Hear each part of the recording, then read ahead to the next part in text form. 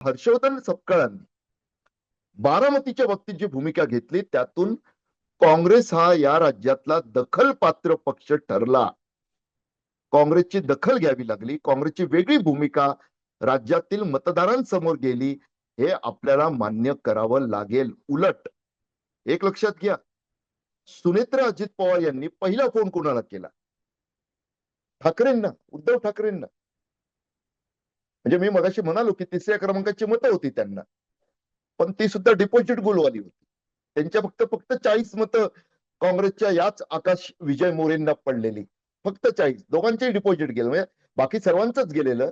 एक राष्ट्रवादी काँग्रेस अजित पवार त्यांना स्वतःला विक्रमी विजय मिळालेला, आणि भाजपाचे उमेदवार होते गावडे नावाचे, त्यांना 80,000 बहुतेक मतं होती, 60 की 80,000. आकडा आता अगदी माझ्याकडे आहे, पण आता समोर उघडा नाहीये.